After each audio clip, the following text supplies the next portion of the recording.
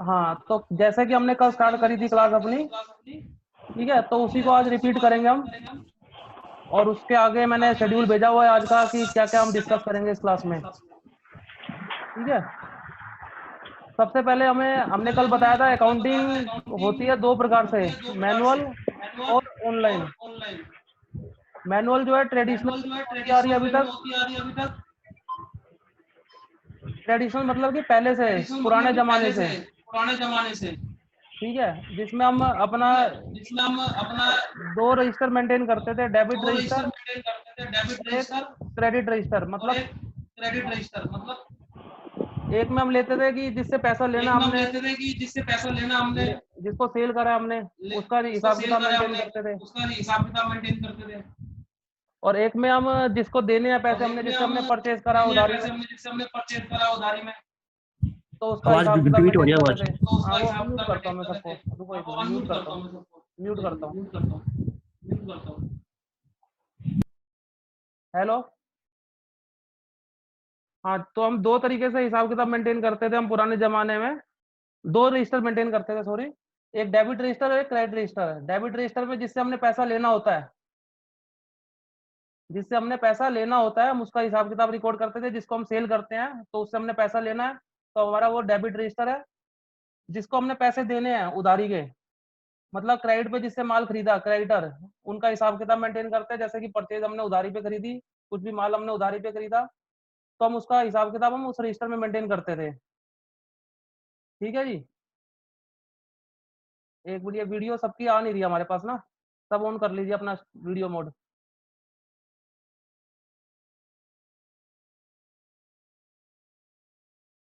तो हम दो दो रजिस्टर मेंटेन करते थे पुराने जमाने में, डेबिट रजिस्टर और क्रेडिट रजिस्टर।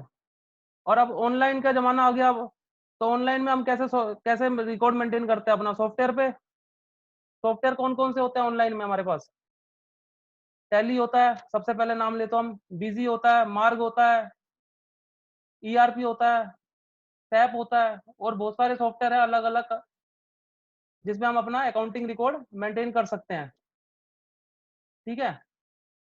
तो सबसे ज्यादा जो मार्केट में यूज होता है, प्रचलित है, वो टैली सॉफ्टवेयर है अपना। 90% से ज्यादा business enterprises tally software use करती हैं। तो हम आज इंट्रोडक्शन पढ़ते हैं थोड़ा सा टैली। टैली से पहले, टैली को समझने से पहले थोड़ा सा हमें अकाउंटिंग के बारे में पता होना चाहिए कि अकाउंटिंग की टर्म्स वगैरह क्या होती हैं। अकाउंटिंग आखिरकार है क्या चीज, क्या क्या रिकॉर्ड मेंटेन कर सकते हैं हम उसमें, क्या यूज है अकाउंटिंग को बनाने का, फॉलो करने का, अकाउंट्स रूल वगैरह क्या क्या हमारे पास। थोड़ा सा हमें आधे घंटे हम इस चीज को पढ़ते हैं कि क्या क्या हम इससे अकाउंटिंग से समझ सकते हैं।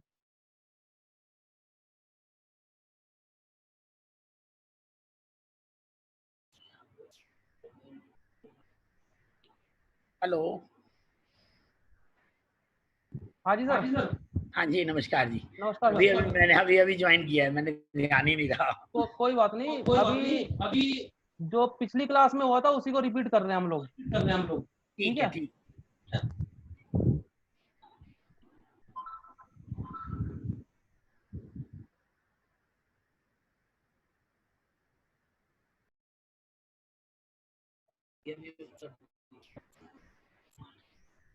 आपने किया म्यूट या उन्होंने?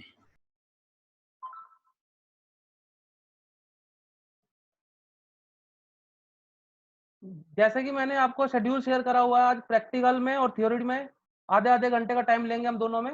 सबसे पहले हम थोड़ा सा थियोरटिकल समझते हैं कि अकाउंटिंग है क्या चीज हमारे पास, ठीक है जी। जिन्होंने 11-12 करी हुई है उनको तो थोड़ा बहुत पता होगा, और जो काफी टाइम हो चुका पढ़े हुए, थोड़ा सा दोबारा समझ लेते हैं।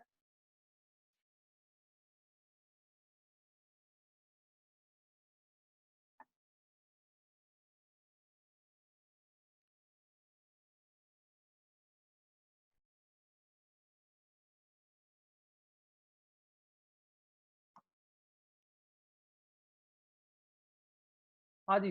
अकाउंटिंग अकाउंटिंग क्या होता है हमारे पास? अकाउंटिंग क्या है? एक आर्ट ऑफ रिकॉर्डिंग है, कला है रिकॉर्ड करने की। क्लासिफाइंग एंड समराइजिंग, मतलब कि जो भी ट्रांजैक्शन होती है हमारे बिजनेस में, उसको क्लासिफाई करना है। परचेज वाली को परचेज के साथ लिखना है, सेल वाली को सेल के साथ लिखना है, सैलरी के खर्चों को सैलरी के साथ लिखना है। अलग अलग हेड बने हुए हैं हमारे अकाउंट्स में, तो उनको क्लासिफाई करना है और उनको समरी करना है, मतलब टोटलिंग वगैरह करना है उनका पूरे साल में, महीने में, वीकली में, हमारा उससे हेड से रिलेटेड कितना खर्चा हुआ, कितनी इनकम हुई, कितनी सेल हुई, उसकी समरी बनानी है हमें, जिसे हम ट्रायल बैलेंस भी बोलते हैं at the year end, summarising in a significant manner and in terms of money, मतलब पैसे की टर्म्स में हमें समराइज करना है।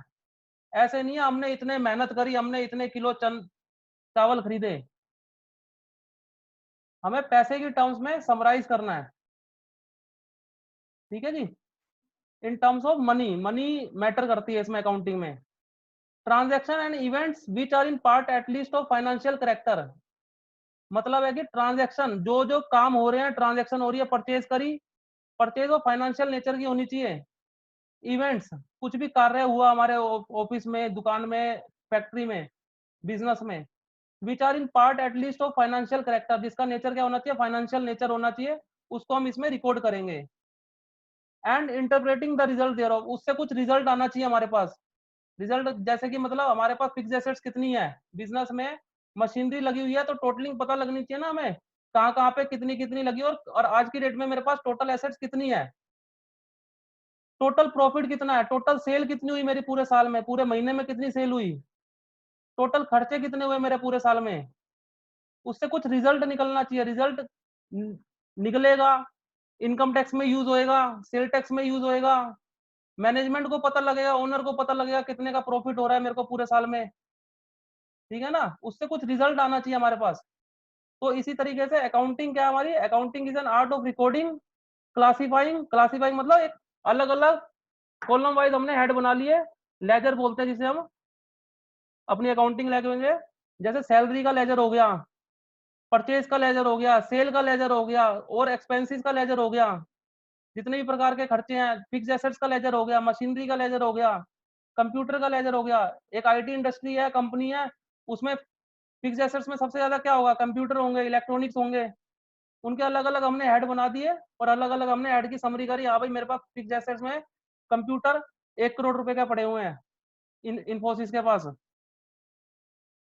ठीक है ना, क्लासीफाइंग, समराइज, समराइज मतलब टोटलिंग वगैरह, ट्रायल बैलेंस, समराइज समरी बना लिया हमने, ट्रायल बैलेंस बना लिया।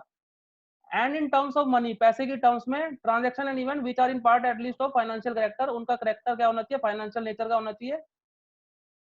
And interpreting the result thereof, और उससे कुछ रिजल्ट आना चाहिए मेरे पास। ठीक है जी।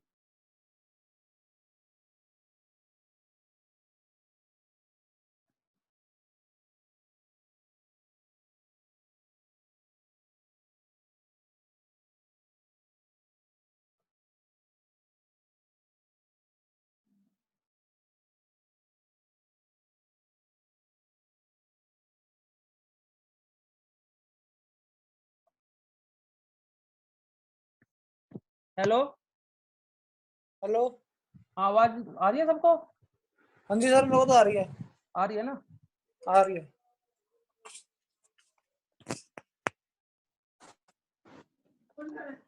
हाँ वैसे ही।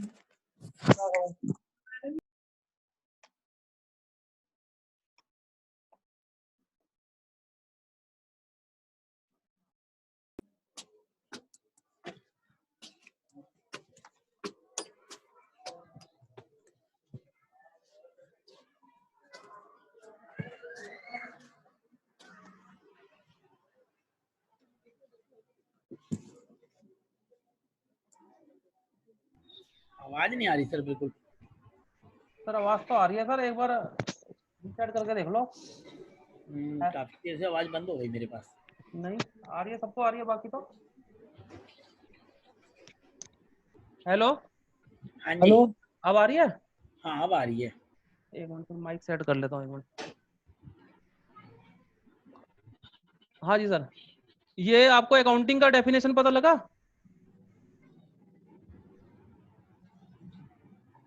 Hello,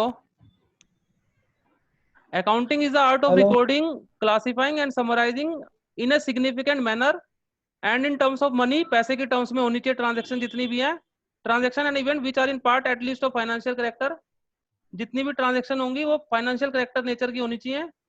and interpreting the result thereof, उससे कुछ रिजल्ट आना चाहिए हमारे पास, प्रॉफिट लॉस, कितनी एसेट्स हैं, कितने खर्चे हैं, कितने हमें देना है कितना लेना है हमें लोगों से, ये सारा उससे पता लगना चाहिए हमारी ट्रांजेक्शन से। ठीक है जी। Okay sir. हाँ, एक मिनट रुको, म्यूट कहाँ से होता है इनमें? पार्टिसिपेंट म्यूट का ऑप्शन था।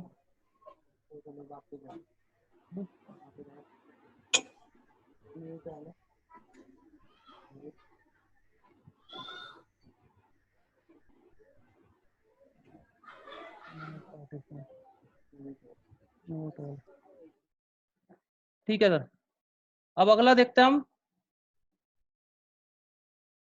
थोड़ा सा थ्योरी है, बोरिंग भी लगेगा, पर इसे समझना जरूरी है आगे की टर्म्स को सीखने के लिए, टैली को चलाने के लिए।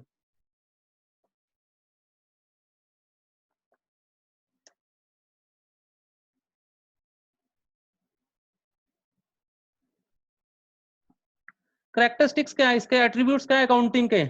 अकाउंटिंग करने के लिए हमें सबसे पहले क्या करना पड़ेगा बिजनेस में? सिंपल एक समरी सी बताऊंगा मैं, लिखना चाहो लिख लेना, नहीं तो मैं शेयर कर दूंगा लास्ट में व्हाट्सएप पे। Identification of financial transaction and events. सबसे पहले हमें अकाउंटिंग करने के लिए क्या करना पड़ेगा बिजनेस में?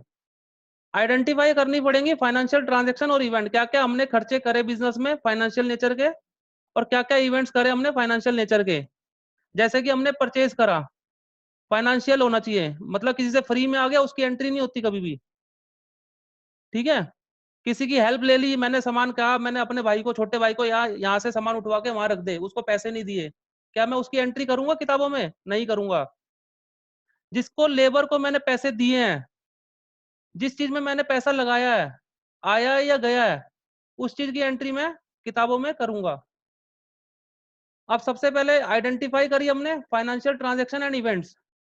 Measuring the identified transaction, measuring in terms of money, मतलब कि वो पैसे की टर्म्स में हम मेजर करेंगे कि कितने रुपए की आइटम है। हो सकता है मैंने अपने घर से फ्रिज रखा था, मेरे पास एक स्कूटर रखा था, या कोई इक्विपमेंट था मेरे पास जो मेरे को बिजनेस में यूज हो सकता है, वो मैंने उठा के अपनी एज ए कैपिटल अपनी पार्टनरशिप फर्म में लगा दी।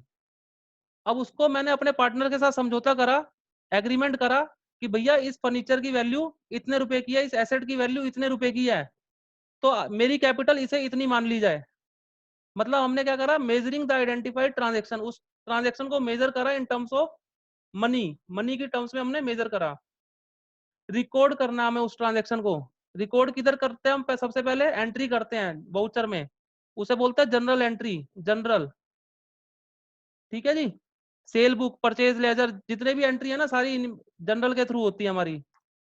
अलग अलग वाउचर यूज करते हैं हम, परचेज, सेल, पेमेंट, रिसिप्ट, उनके थ्रू हम एंट्री कर लेते हैं, पर ओवरऑल हम उसे जनरल बोलते हैं।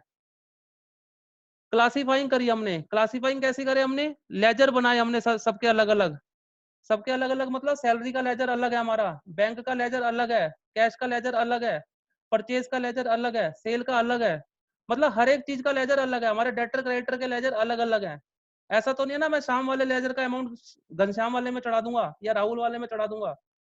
जो शाम से परचेज करी है मैं शाम के लेजर में ही चढ़ाऊंगा, उसको क्लासीफाई करा हुआ है हमने कि शाम से जितनी भी परचेज हो रही है वो शाम वाले लेजर में चढ़ेंगी, राहुल से जितनी परचेज हो रही है वो राहुल वाले लेजर में चढ़ेंगी। ठीक है जी। समराइज करी हमने, टोटलिंग करी। टोटलिंग का मतलब आता है लास्ट में फाइनल अकाउंट्स। टोटलिंग मतलब ट्रायल बैलेंस तैयार करा हमने। लेजर बनने के बाद हम उसे कहाँ पोस्टिंग करते हैं, उनके बैलेंसेस को ट्रायल बैलेंस में। ट्रायल बैलेंस के बाद हम बनाते हैं trading profit and loss account, statement of profit and loss account in case of companies. Companies के केस में statement of profit and loss होता है, एक फॉर्मेट होता है उनका, उस हिसाब से हम तैयार करते हैं। और लास्ट में हम बैलेंस शीट बनाते हैं, फाइनेंशियल अकाउंट्स होते हैं हमारे, बैलेंस शीट बनाते हैं। ठीक है। एनालाइज एंड इंटरप्रेट, हम उसे फिर लास्ट में क्या करते हैं, एनालाइज और इंटरप्रिटेशन करते हैं। एनालाइज मतलब इस साल कितने का प्रॉफिट हुआ, कितने का जीपी रेशो आया, कितने का नेट प्रॉफिट रेशो आया, कितने की एसेट यूज करी हमने, कितने के खर्चे करे, स्टेशनरी कितना यूज करा, कन्वेंस कितना यूज करा, लेबर को सैलरी कितनी, वेजेस कितने पे करे। ठीक है जी। और उससे इंटरप्रिटेशन निकालते हैं। इंटरप्रिटेशन मतलब पिछले साल कितना कर रहा था, कंपैरिजन। इंटरप्रिटेशन मतलब कंपैरिजन, सामने वाली इंडस्ट्री है, सामने वाली दुकान है, उसका खर्चा कम है, हमारा खर्चा ज्यादा है, हमारी सेल भी नहीं है इतनी पर खर्चा ज्यादा हो रहा है, क्यों हो रहा है, उससे हम रिजल्ट निकालते हैं अपने। और कम्युनिकेट लास्ट में हम, ये अकाउंटेंट्स के लिए होता है नॉर्मली। कम्युनिकेट मतलब जो मैनेजमेंट है, जो यूजर है इसके फाइनेंशियल रिकॉर्ड्स के हमारे, उनको कम्युनिकेट करते हैं फाइनेंशियल अपना डाटा को, जिससे कि इस डाटा से यूज हो सके, अपनी लीगल रिक्वायरमेंट फुलफिल हो सके। ठीक है जी।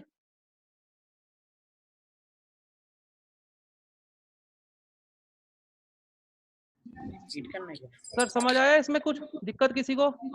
एक बार 7 नंबर वाला रिपीट कर दो दोबारा। 7 नंबर वाला कम्युनिकेशन। हाँ जी। अच्छा, communicate the result of the business, इसका मतलब क्या है? Communicate the results of the business. हमने सबसे पहले करा एनालाइज एंड इंटरप्रेट। एनालाइज मतलब हमने कंपैरिजन करा दूसरे बिजनेस से, सामने वाले के बिजनेस से। हमारा ज्वेलरी का बिजनेस है नांगलोई में, हमारा ज्वेलरी का बिजनेस है एक फरीदाबाद में। फरीदाबाद में सेल है मेरी 5 करोड़ की, नांगलोई में सेल है मेरी 4 करोड़ की, नांगलोई में खर्चे है मेरे 3.5 करोड़ के, फरीदाबाद में खर्चे मेरे 2.5 करोड़ के। मैं कंपैरिजन कर रहा हूं कि मेरे यहाँ पे सेल कम है पर खर्चे ज्यादा हैं नांगलोई में, फरीदाबाद में कम है पर खर्चे, सेल ज्यादा है पर खर्चे कम है।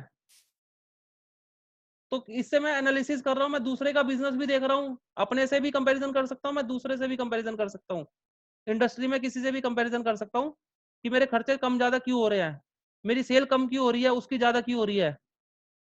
लास्ट में क्या है? Communicating, communicate the result. जो हमने ऊपर रिजल्ट निकाले ना अपने, उस रिजल्ट को लास्ट मैनेजमेंट को डिस्कस करना होता है हम लोगों को, सेल टैक्स को डिस्कस देना होता है हमने, इनकम टैक्स को देने होते हैं अपनी बुक्स। ये होता है कम्युनिकेशन।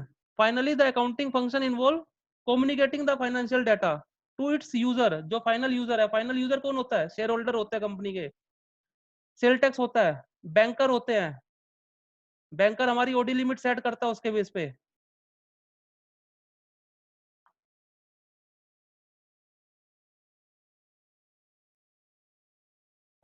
आया सर समझ? ठीक है। ठीक है जी।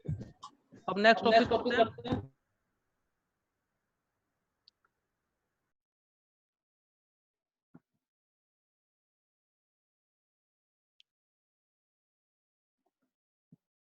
Functions of accounting. अकाउंटिंग, ये ऊपर एक मिनट, ऑब्जेक्टिव क्या होता है हमारे अकाउंट्स मेंटेन करने का? ऑब्जेक्टिव क्या होता है? क्यों करते हैं हम अकाउंट्स रिकॉर्ड मेंटेन अपने? खर्चा है फालतू का? नहीं, खर्चा नहीं है ये। मेंटेनिंग अकाउंटिंग रिकॉर्ड, सबसे पहले हम अकाउंटिंग रिकॉर्ड मेंटेन करते हैं। क्यों करते हैं? कुछ याद रखने के लिए। कल को हम सब कुछ तो याद रख नहीं सकते अपने पास। एक कहावत है पुरानी कि पहले लिख पाछे दे, पहले लिख पाछे दे और फिर देने वाले से लिखे से ले। पहले लिख पाछे दे और लिखे से ले, मतलब ये होता है इससे, भूल पड़े खाते से ले। हैं? भूल पड़े खाते से ले। हाँ, खाते से ले, ऐसे कुछ कहावत है ये। पहले लिख पीछे दे, भूल पड़े खाते से ले। हाँ, आपको समझ आ गई इसकी? हाँ जी हाँ। मतलब इसका ये है, औरों को समझा रहा हूं मैं, कि इसका मतलब ये है पहले लिख लिया हमने फिर दे रहे हैं हम उधारी किसी को। ठीक है जी, पहले लिख लिया फिर दे रहे हैं, कल को पेमेंट मांगने आ जाता है वो हमसे, हमने पेमेंट लेनी है उससे, अब कल को वो मना करता है तो हमारे पास रिकॉर्ड तो है, एक बिल तो है हमारे पास, एंट्री है, लेजर है, सब कुछ है। तो मैं उस कागज के बेस पे मैं उससे पेमेंट मांग सकता हूँ, उसके बेस पे हम उसके ऊपर केस फाइल कर सकते हैं अगर नहीं देता, वो मना करता है तो। ठीक है जी। तो जैसे पक्के के अंदर काम है तो सब अकाउंट वगैरह जो है बैंक के थ्रू भी मेंटेन रहते हैं, कोई भूल चूक नहीं पड़ती उसके अंदर। सर आपकी तो पेमेंट सारी पक्के में जाती है ना, हाँ। आपका काम है सही लेवल का। ठीक है, लोगों के खाते हैं छोटे छोटे, 10,000 की पेमेंट जानी है लेबर को, हाँ निकाल वो के पक्के ऊपर 8,000 अगर की लेबर चलते जानी है, पेमेंट जानी है, छोटी पेमेंट है, दे दी निकाल के। कल को उसका रिकॉर्ड भी तो रखना हमें, कल को उसके दोबारा लिए तो मांगने आ जाएगा वो। पर्ची वगैरह का सबसे अच्छा सिस्टम होता है उसके हाँ, लिए उससे तो। उससे पर्ची पे साइन कराएंगे हम लोग फिर। हाँ जी हाँ। ठीक है ना, चलो इसे आगे पढ़ते हैं। ठीक है, हाँ जी हाँ जी। मेंटेनिंग अकाउंटिंग रिकॉर्ड, समझ गए? अकाउंटिंग रिकॉर्ड क्यों मेंटेन करता है? पहले लिख पाछे दे और फिर लिखे से ले। ठीक है जी। Determining profit and loss, profit और लॉस डिटरमाइन होता है कि हमारे को पूरे साल में प्रॉफिट हुआ लॉस हुआ, कंपैरिजन भी कर सकते हैं हम। ठीक है। Determining financial position, financial position में मतलब balance sheet, profit and loss account बनाते हैं हम। फाइनेंशियल रिकॉर्ड हमारा होता है balance sheet, profit and loss account. तो हम उससे अपनी फाइनेंशियल स्टेटमेंट्स से मतलब अपना फाइनेंशियल स्टेटस, कैपिटल वगैरह, कैपिटल डिटरमाइन करते हैं कि कितनी कैपिटल है हमारी एज ऑन डेट, कितना प्रॉफिट है हमारा as on date. Facilitating management, management को डिसीजन लेने में बेनिफिट होती है। जैसे कि मैनेजमेंट ने एक फरीदाबाद में प्लांट लगा रखा है, एक गुड़गांव में लगा रखा है, एक दिल्ली में लगा रखा है। दिल्ली और गुड़गांव वाला तो फुलफिल कर रहा है, उसके प्रॉफिट आ रहे हैं। फरीदाबाद वाला लॉस में चल रहा है, तो मैनेजमेंट सोचेगी ना उसे भैया चालू रखना है या बंद करें। Providing accounting information to the user, user होते हैं हमारी management, banker, share holder, income tax department, sale tax department. भैया हमारी अकाउंटिंग इन्फॉर्मेशन का यूजर कौन है, कहाँ कहाँ यूज करते हैं हम अपनी balance sheet, income tax detail को। प्रोटेक्टिंग बिजनेस एसेट्स, प्रोटेक्ट करती है हमारी बिजनेस एसेट्स को। एसेट्स मतलब कितना मैंने पैसा लेना है लोगों से, प्रोटेक्ट हो गया मेरा, याद रहेगा हमें आगे लॉन्ग टर्म तक कि मैंने, हाँ भाई सुनील से इतने पैसे लेने हैं, मैंने घनश्याम से इतने पैसे लेने हैं। ठीक है ना जी, ये चीजें हमारे पास मेंटेन रहती हैं। मेरे पास टोटल फिक्स एसेट्स कितनी है, मेरे पास कंप्यूटर कितने हैं, कब खरीदा था मैंने ये, उसकी एक्सपायरी डेट हुई कि नहीं हुई, मेरे को उससे भी पता लग जाएगा अकाउंटिंग डाटा देखते ही। क्या भाई मैंने 1 तारीख को 1 अप्रैल 2016 में खरीदा था, 5 साल की एक्सपायरी है, तो आज तक चल ही रहा होगा यार, फ्रिज एक्सपायरी में है तो बिल निकालो अपना, क्लेम करते हैं। ठीक है ना,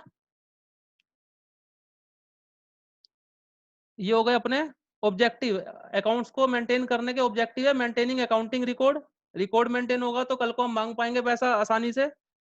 determining profit and loss, profit and loss determine होता है। Determining financial position, financial position, profit and loss और अपना कैपिटल वगैरह पता लगता है। फैसिलिटेटिंग मैनेजमेंट, मैनेजमेंट को फैसिलिटेट करता है, यूजर को फैसिलिटेट करता है। Providing accounting information to the users, users को इन्फॉर्मेशन पता लगती है, यूजर कौन कौन होते हैं, share holder, banker, debtor, creditor, क्योंकि क्रेडिटर भी तभी हमें उधारी देगा जब हमारी फाइनेंशियल पोजीशन अच्छी होगी। Protecting business assets, business assets हमारे प्रोटेक्ट रहते हैं इससे, अकाउंट्स हम इसलिए मेंटेन करते हैं, ये हमारे ऑब्जेक्टिव हैं। फंक्शन ऑफ अकाउंटिंग, अकाउंटिंग के फंक्शन ये भी सिमिलर ही लगेंगे पर पढ़ा देते हैं एक बार। Maintaining systematic accounting record, systematic accounting record maintain होता है। Preparation of financial statement, balance sheet, P and L वगैरह रिकॉर्ड मेंटेन रहता है हमारे अकाउंटिंग में।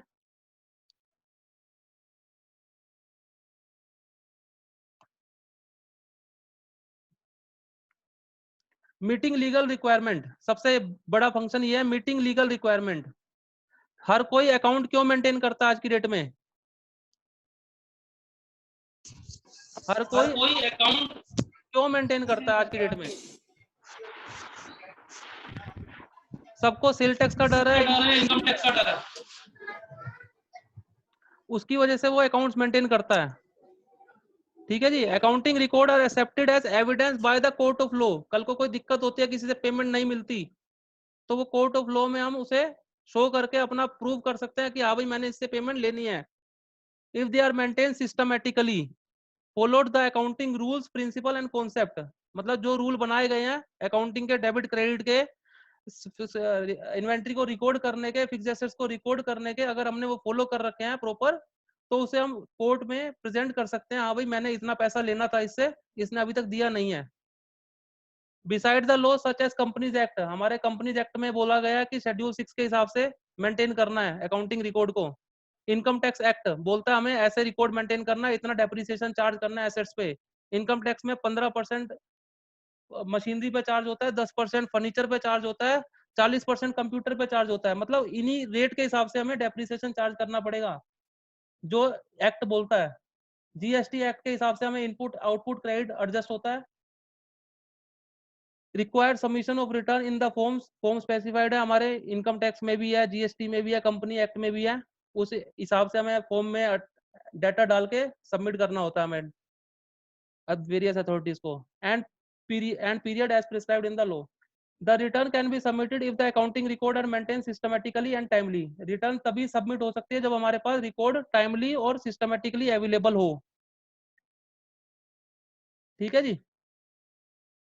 Communicating the financial information, communicate to the users, communication हमेशा यूजर्स को होता है, यूजर्स हमारे वही होते हैं banker, debtor, creditor, sale tax, income tax. हमारे एम्प्लॉयज भी हो सकते हैं, क्योंकि एम्प्लॉय भी उसी कंपनी में काम करना चाहेंगे जहां प्रॉफिट होगा, जहां उन्हें सैलरी टाइम पे मिलेगी। Assistance to the management, management को असिस्टेंस मिलती है। कैसे मिलती है? डिसाइड करती है मैनेजमेंट की आगे इस बिजनेस को स्टार्ट करें या ना करें, इस प्रोडक्ट को अपने पास सेल करें ना करें, क्योंकि हम तो लॉस में इस प्रोडक्ट से। जिस प्रोडक्ट में प्रॉफिट होगा उसी को सेल करती है कंपनी। ठीक है जी। एडवांटेज है हमारी, financial information about business available रहती है हमारे पास। Assistance to the management, same point है सारे ऊपर वाले। रिप्लेस मेमोरी, एक जगह रिकॉर्ड सेव हो जाता है हमारे पास, तो हमें याद रखने की जरूरत नहीं होती। कभी भी खाता खोला हमने, हाँ भाई परचेज कितने की थी, किस किस को पेमेंट देनी है, किस किस से पेमेंट लेनी है, वो सारा हमारे पास रिकॉर्ड रहता है। फैसिलिटेट कंपैरेटिव स्टडी, हम कंपैरिजन कर सकते हैं अपनी कंपनी को दूसरी कंपनी से, अपनी कंपनी को पिछले सालों से। ठीक है जी। अपनी एक यूनिट गुड़गांव वाली को अपनी एक यूनिट हरियाणा वाली से कंपेयर कर सकते हैं। Facilitate settlement of tax liability, जितना भी जीएसटी इनकम टैक्स जाता है वो सारा फाइनेंशियल स्टेटमेंट्स के बेस पे जाता है। कितना प्रॉफिट है फाइनेंशियली हमें, उसके बेस पे जाता है। जीएसटी कैलकुलेट उसी के बेस पे होता है। फैसिलिटेट लोन, बैंकर हमें लोन तभी देगा जब हमारे फाइनेंशियल स्ट्रॉन्ग होंगे। एविडेंस इन द कोर्ट, कोई पेमेंट नहीं दे रहा तो हम एज ए एविडेंस भी हम उसे प्रोड्यूस कर सकते हैं कोर्ट में। Facilitate sale of the business, if someone desire to sell is business. अच्छा, सेल ऑफ बिजनेस है ये, बिजनेस को सेल करने के लिए भी काम आता है, क्योंकि हमें जितना पैसा लगा हुआ है बिजनेस में, मेरे को अब सामने वाले से उतना पैसा मांगना है। जितना पैसा मेरा बिजनेस में लगा रखा है मैंने खुद अपना, उतना पैसा मेरे को उस सामने वाले से मांगना है। तो वो तब देगा ना उतना पैसा जब मेरे पास प्रॉपर अकाउंटिंग रिकॉर्ड मेंटेन होंगे, जिससे मेरी वैल्यू पता लग पाएगी। हाँ भाई मेरे पास फिक्स एसेट्स इतने का है, मेरे को लेना लोगों से इतने का, देना इतने का, नेट करके वो वैल्यू बनाएगा। हाँ भाई मेरे को 4 करोड़ का बिजनेस है ये, चलो भाई 4 करोड़ में डील फाइनल, उसे बोलते हैं net worth. Assistance in the event of insolvency, insolvency मतलब दिवालिया, जब वो पेमेंट पे करने की कैपेसिटी में ना हो, जब मतलब उसकी लायबिलिटी ज्यादा है और एसेट्स कम है, उस केस में भी, इंसॉल्वेंसी के केस में भी अपने बुक्स ऑफ अकाउंट्स काम आते हैं।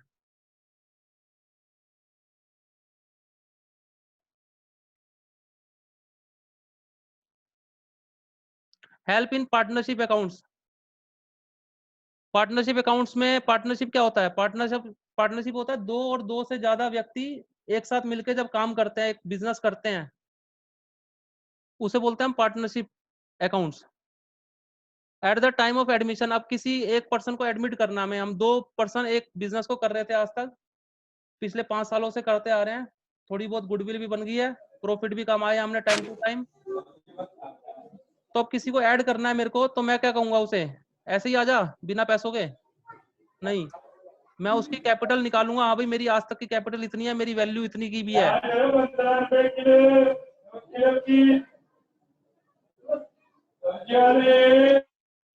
मेरी मार्केट में पोजीशन इतने रुपए की है, एक तो मेरी कैपिटल लगी हुई है दोनों पर्सन की मिला के 1 करोड़ रुपए, ऊपर से हमने प्रॉफिट भी कमाए हैं ड्यूरिंग द ईयर। एकदम से तो बिजनेस स्टैंड नहीं हुआ मेरा, 4 साल 3 साल लगते हैं एक बिजनेस को सेट करने में। तो हमने कितने रुपए उसमें, कितना टाइम गवाया, उस टाइम की क्या वैल्यू है, वो भी मांगूंगा मैं, उसे बोलते हैं goodwill, goodwill of the firm. तो 1 करोड़ रुपए मेरी कैपिटल है उसमें, यानी कि 50-50 लाख रुपए मेरी कैपिटल है दोनों की।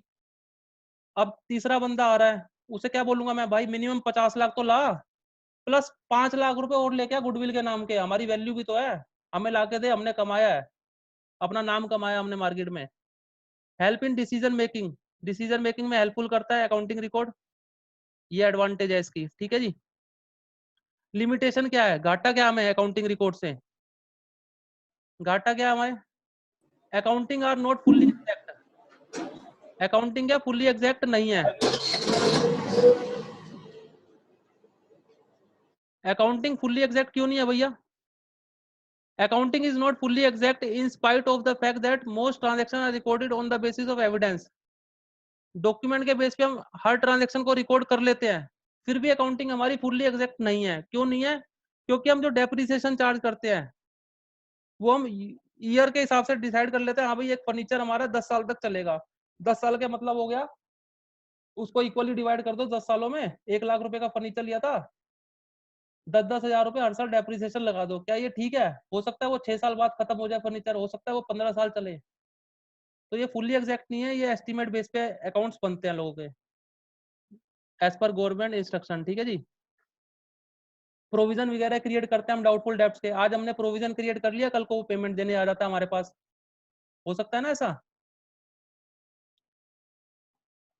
अनरियलिस्टिक इंफॉर्मेशन, हम अकाउंटिंग जो मेंटेन करते हैं हम गोइंग कंसर्न बेसिस पे करते हैं कि आज भी बिजनेस है हमारा, कल को भी चलता रहेगा। आज जो बिजनेस है हमारा वो कल भी चलता रहेगा, इसे बोलते हैं हम गोइंग कंसर्न कॉन्सेप्ट, ठीक है जी। अनरियलिस्टिक मतलब हमने रियलिस्टिक नहीं है, आगे की फ्यूचर की इंफॉर्मेशन को हम सही मान रहे हैं। फ्यूचर सही है, फ्यूचर को डिसाइड कर सकता है कोई? आज किसी ने सोचा था कि लॉकडाउन हो जाएगा एकदम से अचानक, सब घर में बैठ जाएंगे और बिना कमाई के खाएंगे घर में बैठ के? Accounting information may not be realistic since accounting statements are prepared following the accounting concept and conventions. For example, going concern. Going concern concept होता है हमारा कि हाँ भाई फ्यूचर में भी चलता रहेगा, उसी के बेस पे हम अपने अकाउंटिंग रिकॉर्ड मेंटेन करते हैं, उसी के बेस पे हम अपनी एसेट की यूजफुल लाइफ डिटरमाइन करते हैं। हो सकता है मैं 3 साल बाद ही बंद कर दूं फर्नीचर को, मैं 10 साल के लिए तो सोचा था पहले साल में, पर हो सकता है तीसरे साल मेरा बिजनेस ही बंद हो जाए, ठीक है जी। Accounting ignore the qualitative elements, accounting ignore करता है क्वालिटेटिव एलिमेंट्स, मतलब किसी एक स्टाफ को रखा मैंने 50,000 रुपए सैलरी का, एक स्टाफ दूसरा भी रखा हुआ है 50,000 रुपए सैलरी का, पर उसकी क्वालिटी दूसरे स्टाफ से बढ़िया है, स्किल्स बढ़िया है उसकी, क्या मैं उसको कंसीडर करता हूँ इसमें? नहीं करता। अकाउंटिंग में क्या लिखता हूँ मैं?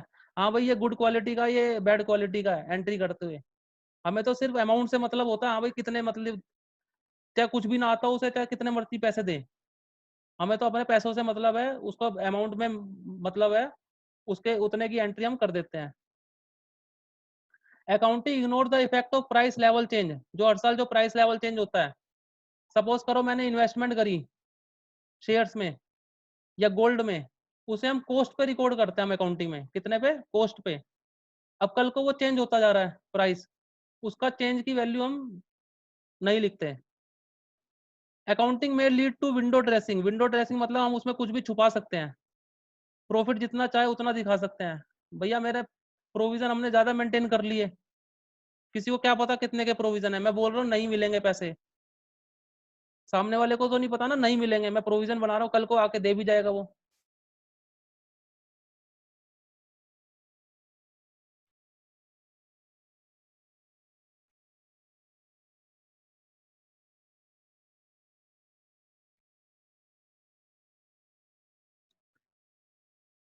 अकाउंटिंग करने का प्रोसेस होता है एक,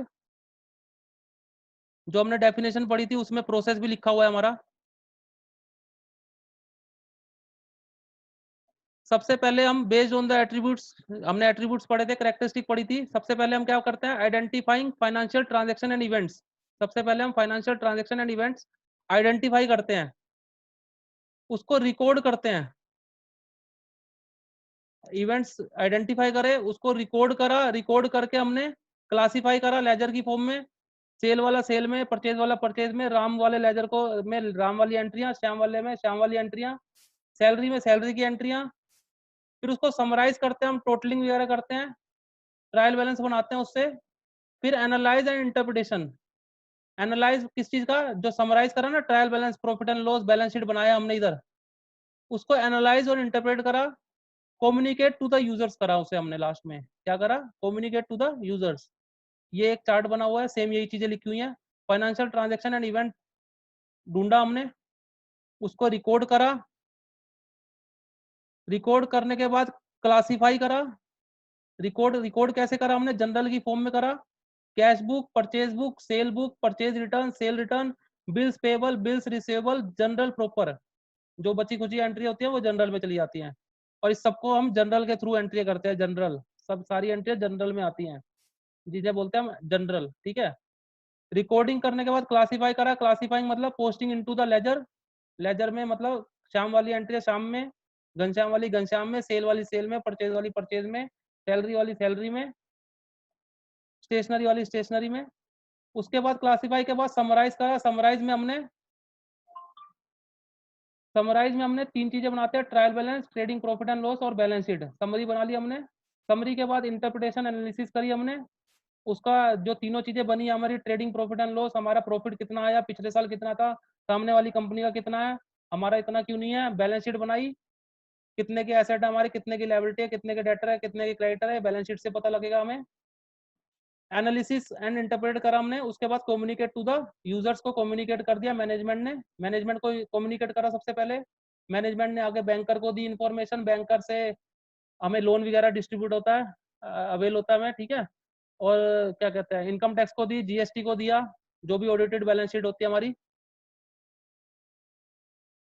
ठीक है जी।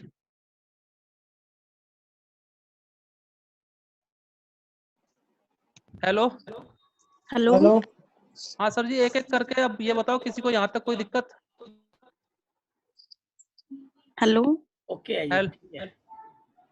यहाँ बस तक बीच ओके है? में आवाज ब्रेक हो रही है कई बार। सर वैसे ही हो रही होगी कहीं ना कहीं हाँ, नेटवर्क की वैसे वजह तो से। ठीक है। हाँ, हाँ, और किसी को कोई प्रॉब्लम? हेलो, हेलो, नहीं सर, कोई प्रॉब्लम नहीं है। ये तो ठीक है। बिजनेसमैन के लिए नॉर्मल बातें हैं ये सब। सर थोड़ा सा ना परफेक्ट है। थियोरिटिकल पता होना चाहिए कि क्या यूज कर रहे हैं हम अकाउंटिंग का। हाँ जी, हाँ जी, बिल्कुल ठीक नॉर्मल है। तो है, सबके लिए नॉर्मल नहीं है ना। हाँ, ठीक है, नहीं ठीक है। ठीक है, ठीक।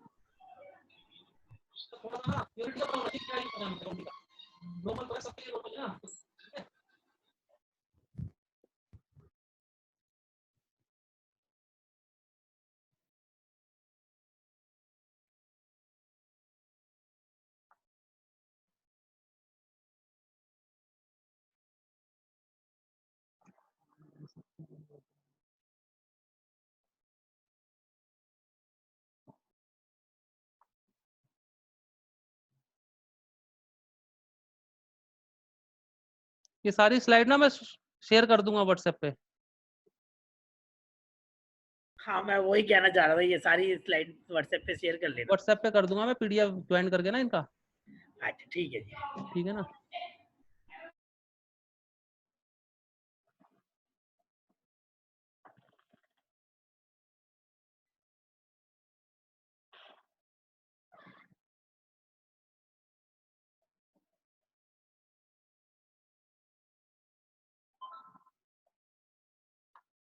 एक अकाउंट्स बनाने के लिए ना हमें कुछ एजम्पशंस की जरूरत होती है, जैसे कि गोइंग कंसर्न एजम्पशन, ये फंडामेंटल एजम्पशंस होती हैं। गोइंग कंसर्न मतलब मेरा बिजनेस आगे भी चलता रहेगा, मैं ऐसा तो नहीं कहता ना मेरा 3 साल बाद बंद हो जाएगा। तो उसके बेस पे मैं डिटरमाइन करता हूँ कि मेरा डेप्रिसिएशन रेट कितना लगेगा, उसके बेस पे डिटरमाइन करता हूँ मेरा सेल की पैसे मिल जाएंगे, मेरा प्रोविजन बनाना है या नहीं बनाना रिकवरी के लिए, ठीक है जी। कंसिस्टेंसी एजम्पशन मतलब कि जो हमने आज डेप्रिसिएशन के ऊपर रेट डिसाइड करा 10%, और कौन सा मेथड यूज कर रहे हैं हम, स्ट्रेट लाइन या रिटर्न डाउन वैल्यू मेथड, वो हम आगे भी कंटिन्यू वही यूज करेंगे, कंसिस्टेंसी रखेंगे अपनी एजम्पशंस में। जो हम आज फॉलो कर रहे हैं प्रैक्टिस, वही आगे भी फॉलो करेंगे। मतलब कि सीए लोग कैश बेसिस अकाउंटिंग मेंटेन करते हैं, प्रोफेशनल जितने भी होते हैं, जितने भी सेलर होते हैं, ज्वेलर्स होते हैं, जितने भी और रेडीमेड गारमेंट जो भी बिजनेस है, वो सारे एक्रूवल बेसिस पे अकाउंटिंग करते हैं अपनी। मतलब आज की सेल आज ही रिकॉर्ड कर लेंगे, भले ही पेमेंट रिसीव हुई हो या नहीं हुई हो। परचेज करिए तो आज ही रिकॉर्ड कर लो, भले ही पेमेंट करी है या नहीं करी हमने, मतलब वो क्रेडिटर रह जाएंगे उनके और डेटर रह जाएंगे। वो एजम्पशन को हमें कंटिन्यू फॉलो करना है फ्यूचर में, उसको बोलते हैं कंसिस्टेंसी एजम्पशन। और गोइंग कंसर्न होती है कंटिन्यू रहेगा मेरा फ्यूचर में, फोर्सिएबल, फॉर एवर।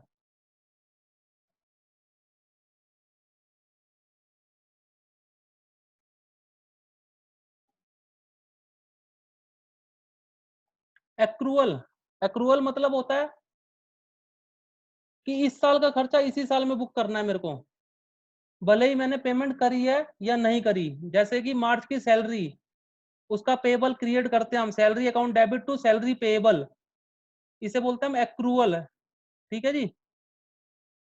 इस साल के खर्चे मतलब 12 महीने का फाइनेंशियल ईयर होता है, तो 12 महीने के खर्चे भी और 12 महीने की इनकम भी आनी चाहिए मेरे रिकॉर्ड में, उसके प्रोविजन भी आने चाहिए। जैसे कि मतलब एक कॉन्ट्रैक्ट है, उसका 5 साल चलना है, 5 करोड़ का कॉन्ट्रैक्ट है, 5 साल चलना है। ईयर एंड में मेरा कॉन्ट्रैक्ट एक भी बिल नहीं कटा इस साल में, पर काम हुआ है 1 करोड़ के लगभग का, क्या मेरी बिलिंग नहीं हुई इस साल में? उसका मैं WIP का प्रोविजन क्रिएट करूंगा। हाँ भाई मेरा एज पर एक कॉन्ट्रैक्ट अकाउंटिंग स्टैंडर्ड है कंस्ट्रक्शन कॉन्ट्रैक्ट का, उसके हिसाब से मैं उसका प्रोविजन बनाऊंगा। हाँ भाई मेरी इस साल की इनकम इतने की है, क्योंकि खर्चे भी तो हुए मेरे पूरे साल में। ठीक है जी, इसे बोलते हैं एक्रूअल एजम्पशन। तीन तीन एजम्पशन हो गई हमारी, गोइंग कंसर्न, कंसिस्टेंसी और एक्रूअल। तीन एजम्पशन होती है हमारी। अकाउंटिंग प्रिंसिपल, अकाउंटिंग को मेंटेन करने के लिए कुछ सिद्धांत है हमारे। सिद्धांत मतलब कि अकाउंटिंग एंटिटी और business entity principle. Accounting entity और बिजनेस एंटिटी प्रिंसिपल मतलब है, एंटिटी मतलब एक यूनिट, मतलब मैं अलग हूं, प्रोप्राइटर अलग है बिजनेस से। मैंने बिजनेस में पैसा डाला, कैपिटल लगाई 1 लाख रुपए। अब बिजनेस के लायबिलिटी साइड में आती है वो हमारी कैपिटल हमेशा, मतलब बिजनेस ने हमें वो पैसा देना है। मैं बिजनेस के लिए एक एंटिटी हूँ, अलग से सेपरेट एंटिटी हूँ मैं, प्रोप्राइटर। ऐसे ही पार्टनर भी सेपरेट होते हैं, शेयर होल्डर भी सेपरेट होते हैं बिजनेस से। बिजनेस को पैसा देना है, शेयर होल्डर को जितना पैसा उन्होंने लगाया है बिजनेस में वो तो देना ही देना है, प्लस माइनस प्रॉफिट या लॉस। तो सेपरेट एंटिटी प्रिंसिपल है, मतलब बिजनेस अलग है, प्रोप्राइटर अलग है। प्रोप्राइटर जितना भी पैसा बिजनेस में डालेगा वो ऐसे कैपिटल क्रिएट होएगा।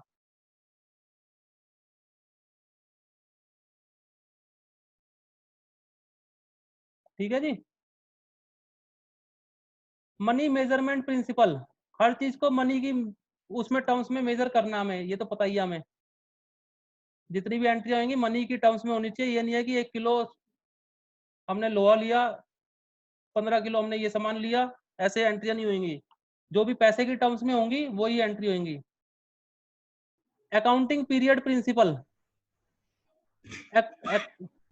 हेलो, हाँ जी। According to the principle accounting period principle the life of the enterprise is broken into smaller period so that its performance is measured at regular interval. मतलब कि क्वार्टरली भी हो सकते हैं हमारे अकाउंट्स मेंटेन, ईयरली भी होते हैं। गोइंग कंसर्न है मतलब रेगुलर चलते रहना है। हम नॉर्मली हम ईयरली मेंटेन करते हैं अपने अकाउंट, बस सेल टैक्स के लिए हम क्वार्टरली मंथली ऐसे भी मेंटेन करते हैं हम, जो उसके लिए जरूरत है जितना रिकॉर्ड हम उतना हम क्वार्टरली मंथली ऐसे मेंटेन करते हैं। इसे बोलते हैं accounting period. Normally accounting financial year हमारा 12 महीने का होता है, ये तो सबको पता ही है। टैली में वेट वाइज नहीं होता है, अमाउंट वाइज होता है। क्या चीज सर? वेट वाइज भी हो जाएगा, पर अमाउंट डालना है हमें साथ में। वो तो अमाउंट साथ डालना हम होता है, तो जैसे परचेज, हमारा गोल्ड हाँ होता है, हमारे स्टॉक होता है गोल्ड का, वेट हाँ वाइज होता है वो। वेट वाइज होता है, ठीक है।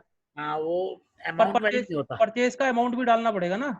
वो परचेज तो जिस दिन हम बेचते हैं, जिस दिन पेमेंट देते हैं, उस दिन अमाउंट बनता है। हाँ उस दिन बनता है परचेज सेल, तो हम उसके हिसाब से रिकॉर्ड करते हैं ना। हाँ, वेट वाइज नहीं चलता इसके अंदर। हाँ हाँ। ठीक ठीक है। वेट में तो स्टॉक रजिस्टर मेंटेन करते होंगे आप, कितना स्टॉक आया मेरे पास, कितना स्टॉक गया। हाँ जी, हाँ, वो सॉफ्टवेयर के अंदर चलता है वैसे वो हाँ तो। लास्ट में आप वैल्यूएशन निकालते होंगे, हाँ भाई मेरे पास इतने का वैल्यू का स्टॉक पड़ा हुआ है। हाँ जी। हाँ जी। Full disclosure principle, full disclosure मतलब कि सब कुछ डिस्क्लोज करना है मेरे को। सब कुछ डिस्क्लोज कैसे करूंगा भैया, एक मिनट रुको।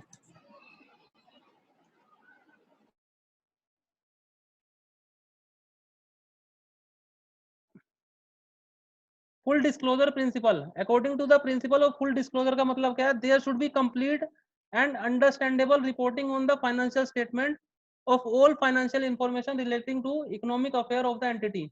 मतलब जो भी कार्य हो रहा है मेरे बिजनेस में, जितने भी पैसा लग रहा है मेरे बिजनेस में, सब कुछ मेरे को अपने फाइनेंशियल्स का शो करना है, जो भी फाइनेंशियल नेचर के हैं। जैसे कि मैंने बिजनेस में कितना पैसा लगाया, सब दिखाता हूँ मैं। मैंने बोला 5 साल का कॉन्ट्रैक्ट है एक मेरा, 5 साल चलना है। इस साल स्टार्ट हुआ था, इस साल मेरा 1 करोड़ लगभग का काम हो चुका है। मैं अपने इंजीनियर से कैलकुलेट करवा लूंगा उसे, हाँ भाई डिटरमाइन करा लूंगा 1 करोड़ का काम हो गया, WIP मेरा चल रहा है। तो मेरे को वो भी डिस्क्लोज करना पड़ेगा अपनी बैलेंस शीट में, हाँ भाई मेरा प्रॉफिट एंड लॉस में मेरा WIP इतने का काम हो चुका है। तभी तो फुल डिस्क्लोजर है भैया। पता लगा खर्चे तो डाल दिए इस साल में, इनकम दिखाई नहीं हमने, जीरो, क्योंकि बिल ही नहीं कटा हमारा तो अभी तक। इस साल में तो खर्चे आ रहे हैं, अगले साल में प्रॉफिट आ रहा है, क्या ये सही है? नहीं, सही नहीं है। इसलिए इसे बोलते हैं फुल डिस्क्लोजर प्रिंसिपल, मतलब जो भी खर्चा करा सब कुछ दिखाओ, जो भी इनकम करी सब कुछ दिखाओ। किसी से पेमेंट नहीं आनी वो भी दिखाओ, हाँ भाई प्रोविजन है मेरा, इसका डाउटफुल है, पेमेंट हो सकता है ना आए मेरे को आने वाले टाइम में। कोई ऐसी है कि गवर्नमेंट ने मेरे को लायबिलिटी क्रिएट कर दी है, लीगल लायबिलिटी जीएसटी की, कोई पेनल्टी लगा दी है जिसको मेरे को देना पड़ेगा, उसके लिए कंटिजेंट लायबिलिटी बोलते हैं हम लोग उसे, उसको भी मैं उसके फुटनोट में, बैलेंस शीट के फुटनोट में शो करता हूँ कंटिजेंट लायबिलिटी, क्या भाई मेरे को आने वाले टाइम में ये पेमेंट करना पड़ सकता है। ठीक है जी, इसे बोलते हैं full disclosure principle. Materiality principle, materiality क्या होता है? मटेरियल, जो भी मटेरियल चीज है, मटेरियल मतलब वो नहीं है सामान वाला मटेरियल नहीं है, अमाउंट, जो भी अमाउंट मेजर है उसे अलग से सेपरेट डिस्क्लोज करेंगे हम किताबों में। सेपरेट मतलब एक छोटा सा, मैंने ना पियोन को 100 रुपए दिए, 500 रुपए दिए, वैसे ही ले जा तू रख ले अपने पास, तो मैं इसे अदर एक्सपेंसेस में डाल के खत्म कर दूंगा, कोई बात नहीं। वन टाइम दिए थे 100 रुपए, मेरा मन कर रहा था, दे दिए बिजनेस में उसको खुश करने के लिए। अब उसे 5 लाख रुपए दे दिए मैंने एक टाइम में, उसकी लड़की की शादी थी, 5 लाख रुपए मैंने कहा शादी में चल भाई अपने बिजनेस की तरफ से हेल्प कर देते हैं उनकी। क्या ये छोटी सी बात है बिजनेस के लिए? हो सकता है बड़े आदमी के लिए छोटी भी बात हो, अंबानी वगैरह के लिए छोटी सी बात हो, वो डाल देगा अदर एक्सपेंसेस, हमारे लिए तो नहीं अदर। हम तो दिखाएंगे हाँ भाई स्टाफ वेलफेयर, बिजनेस प्रमोशन, जो भी खर्चा डालना है हमें, मैरिज स्टाफ हेल्प, जो भी खर्चे हमारे।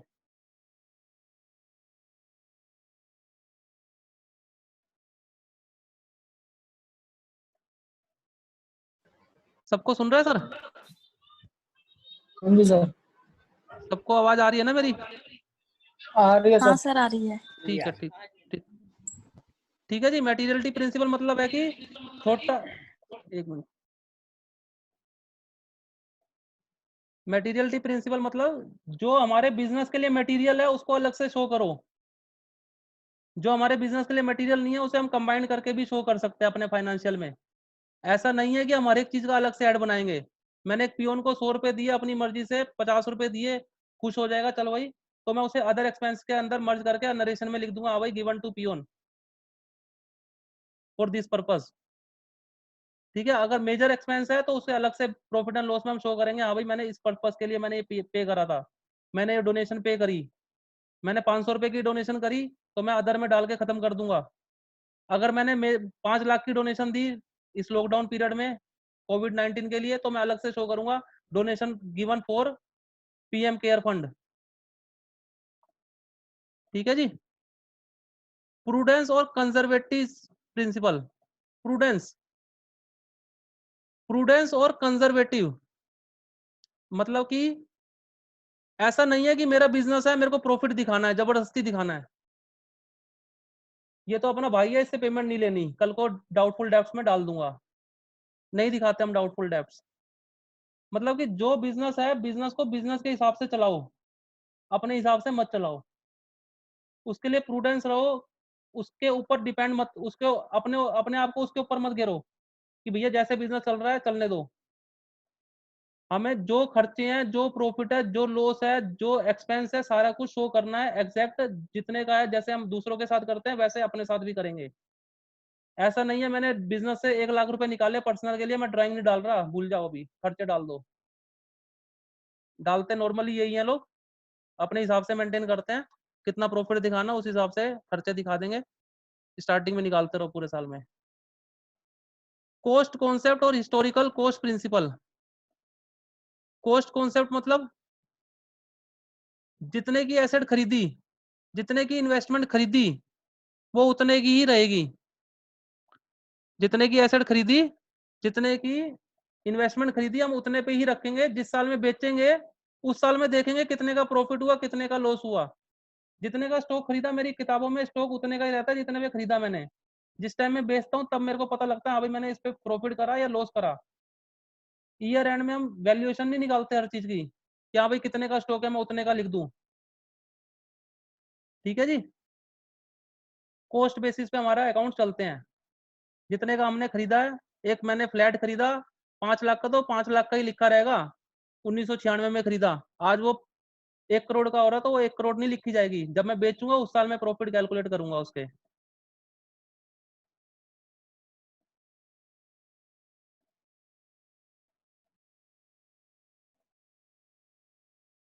Matching concept.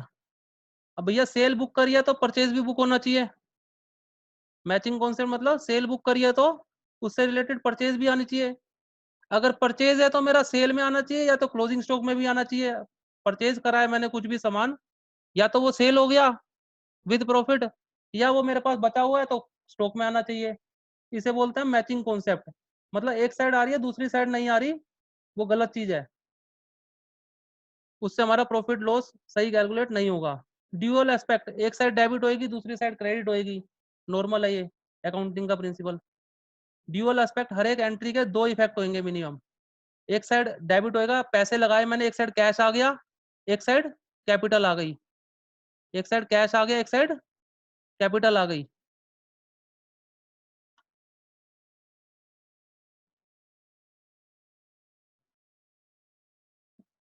Revenue recognition concept.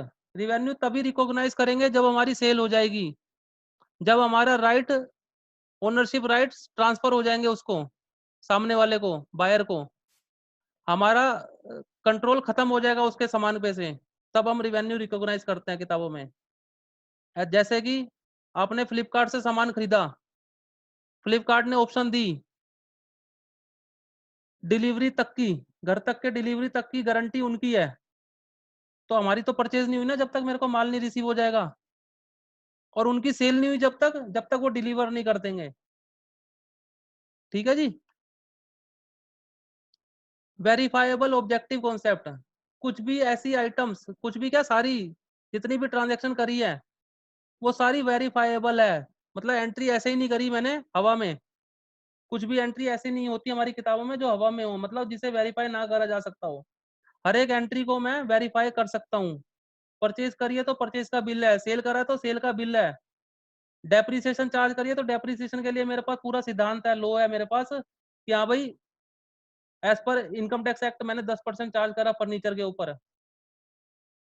हर चीज का मेरे पास एविडेंस है, प्रूफ है, मैंने उसके बेस पे एंट्री करी है किताबों में।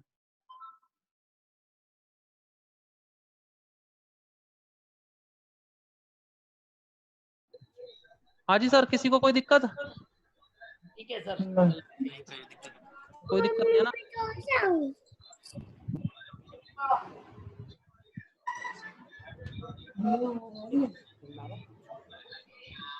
ये 3 पेज के बाद वो कर लेंगे अपना फिर थोड़ा सा प्रैक्टिकल।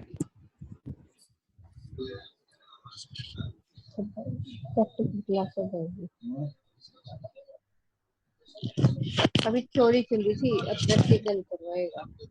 अभी ये 3 पेज के बाद होएगा।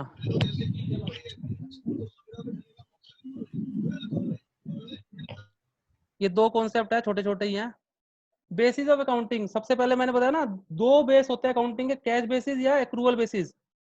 कैश बेसिस में कौन करता है? प्रोफेशनल्स करते हैं नॉर्मली, जैसे सीए हो गए, डॉक्टर हो गए, लॉयर्स हो गए। जब तक फीस नहीं आएगी, जब तक वो रिवेन्यू उसे समझेंगे नहीं।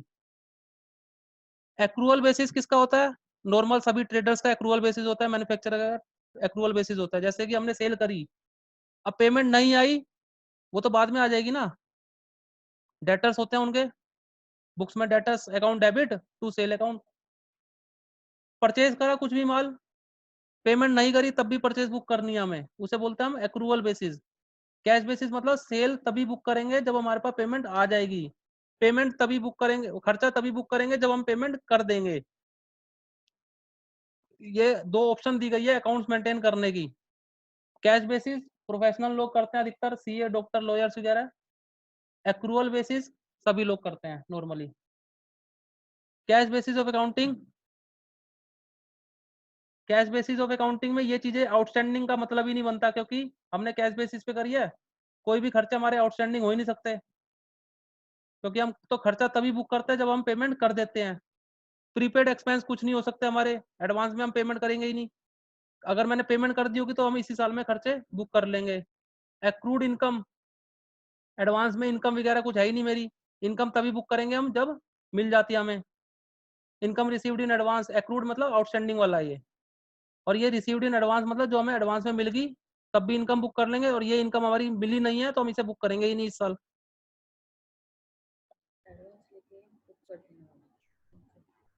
ये थोड़ा ना शॉर्ट में बता रहा हूँ मैं इसे, ठीक है।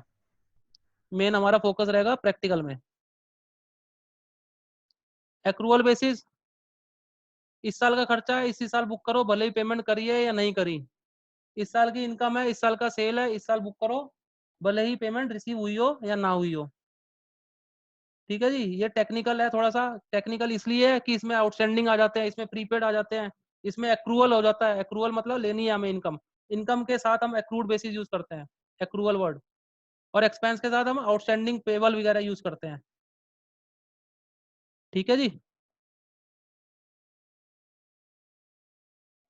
ये दोनों का डिफरेंस है, ये पढ़ भी लेना कैसे है एक्रूअल और कैश बेसिस में। ये सारी स्लाइड में शो शेयर कर दूंगा।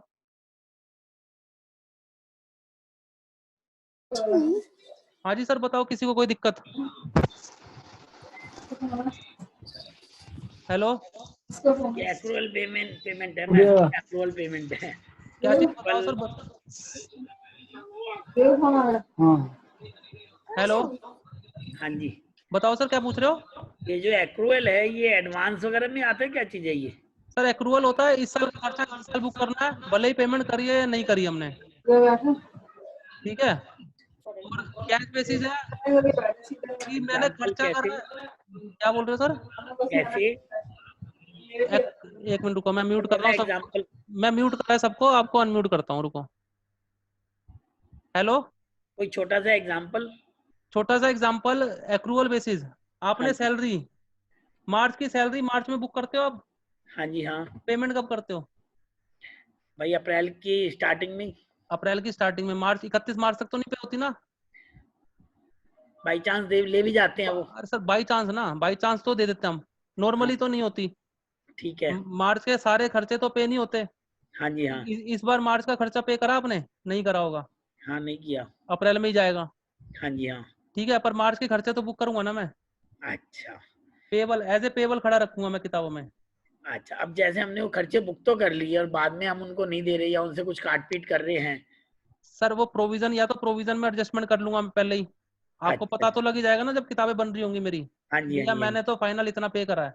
ठीक है, ठीक हो है। सकता है मार्च वाला मैंने प्रोविजन बना लिया, किताबें फाइनल हो गई, हाँ अपनी जी, जुलाई की किताबें चली गई, सितंबर की किताबें चली गई गवर्नमेंट को, हाँ जी, हाँ जी, और वो पेमेंट लेने आ रहा है मेरे से मजदूर दिसंबर में, हाँ जी। तब मैं अच्छा, काट पीट रहा हूँ, तो उसकी अच्छा, एडजस्टमेंट हम अगले साल में कर लेंगे। अच्छा। ठीक है जी, ठीक ठीक है। है जी। और ठीक। कैश बेसिस में क्या होता है, आज का खर्चा है तो आज ही पे करना है, और पेमेंट के साथ खर्चा रिकॉर्ड करते हैं हम। जब अच्छा, पेमेंट ठीक। करूंगा मैं, एम्प्लॉय मेरे सामने खड़ा है, सैलरी दे रहा हूँ, तो मैं खर्चा रिकॉर्ड कर लिया। ठीक है, मेरे पास क्लाइंट सामने बैठा है, पेमेंट दे दी उसने, तो मैंने इनकम बुक कर ली। मतलब उसमें डेटर क्रेडिटर नहीं होंगे मेरे, कुछ ठीक है, पेबल नहीं है, कुछ रिसीवेबल नहीं है, सब मेरा कैश बेसिस है। ठीक है। कैश बेसिस हो जाएगा वो। हाँ वो कैश बेसिस होगा। आप इसे पढ़ना एक बार बैठ के ठीक है ना। जी, ठीक है ठीक। जी। ठीक।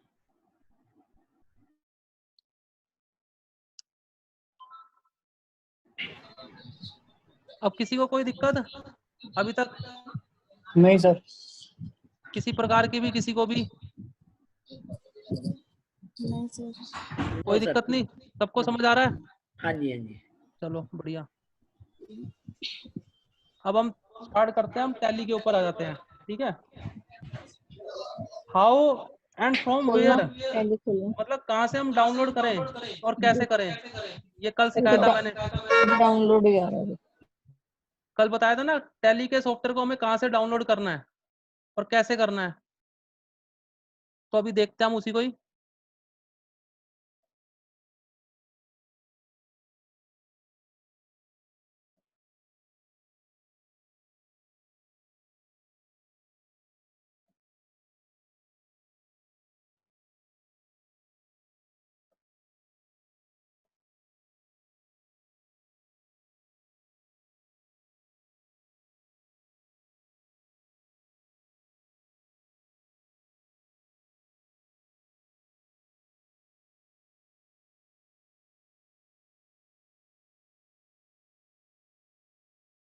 इसकी साइड है हमारे पास, एक मिनट, सही से नहीं चल रहा क्या? www.टैली के सॉफ्टवेयर को हमें कहाँ से डाउनलोड करना है ऑनलाइन के केस में। ऑनलाइन होती है टैली सारी हमारी, tellysolutions.com। आप सबके पास सॉफ्टवेयर होगा, और जिनके पास नहीं है वो यहाँ से डाउनलोड कर सकता है।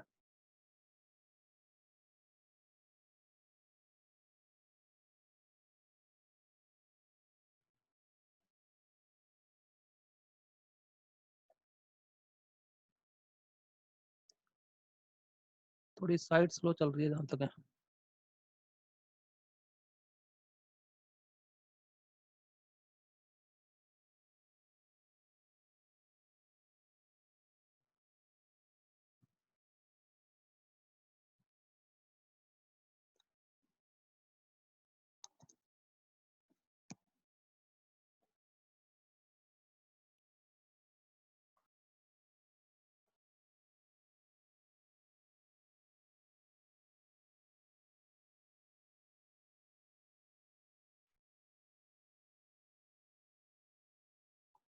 हाँ, इसमें हमारे पास दो ऑप्शन आ रहे हैं। ऊपर से डाउनलोड का ऑप्शन आ रहा है, डाउनलोड पे क्लिक करा, tellysolutions.com पे डाउनलोड पे क्लिक करा हमने।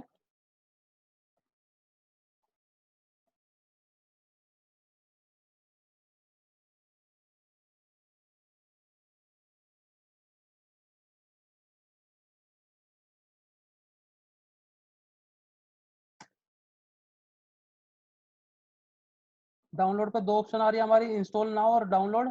इंस्टॉल नाउ मतलब इस पे क्लिक करेंगे तो साथ साथ इंस्टॉल हो जाएगा सिस्टम में। डाउनलोड में सेटअप फाइल हमारे पास डाउनलोड हो जाएगी, जिसको हम फ्यूचर में भी यूज कर सकते हैं। तो हमने कल करके दिखाई थी आपको, डाउनलोड पे क्लिक करने के बाद डाउनलोड हो जाएगी और वो इस फोल्डर में आई है हमारे पास। डाउनलोड होने के बाद, क्योंकि 84 MB कुछ था साइज उसका, 89 MB की फाइल थी वो। सेटअप फाइल ये रही, टैली की फाइल है ये। इस टैली सॉफ्टवेयर को हम इंस्टॉल कर रहे हैं आज।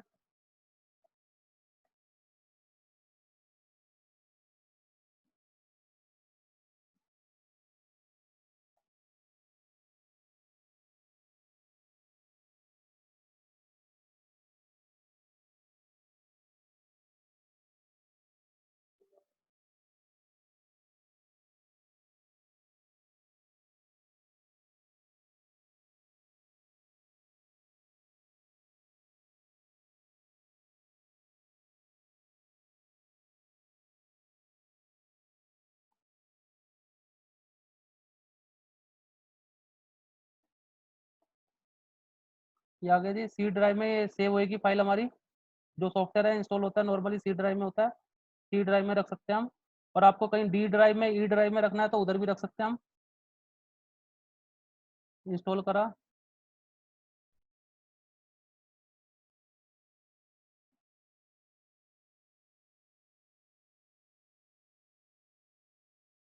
ये लेटेस्ट रिलीज है इनकी 6.6, तो अभी अपडेटेड है बिल्कुल।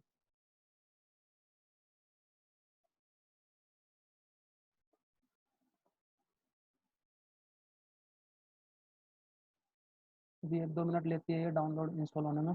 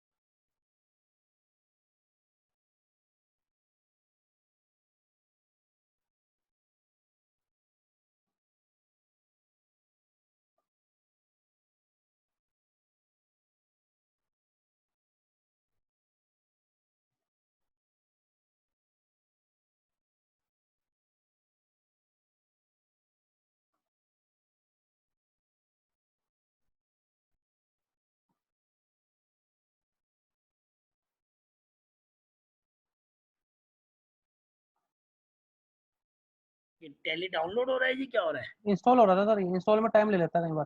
अच्छा, तो मेरे को एक बार जरा बता दो, मैं दोबारा डाउनलोड कर लेता हूँ। मेरे दूसरे लैपटॉप में था, वो बेटा ले गया, उसकी क्लास चल रही है। अच्छा अच्छा, एक मिनट रुको। स्टेप बता दो। स्टेप बता दो, पहले स्टेप पे क्या हुआ? हाँ देखो, हमने साइट खोली www.tellysolutions.com, ठीक है जी। .com, ठीक है जी। ये साइट खुल गया हमारे पास, ये डाउनलोड का ऑप्शन आ रहा है इधर राइट साइड में, ठीक है, डाउनलोड पे क्लिक करा हमने।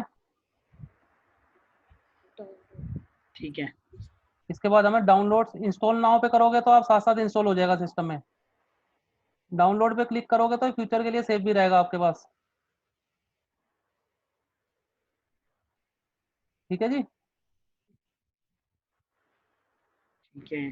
डाउनलोड के बाद इंस्टॉल ना हो। हाँ, डाउनलोड के बाद वो सेटअप फाइल आ जाएगी आपके पास, आपके आवाज डाउनलोड ब्रेक फोल्डर, हो रही है, सेटअप फाइल आ जाएगी आपके पास डाउनलोड के आवाज बाद। ब्रेक हो गई। हेलो, एक मिनट सर।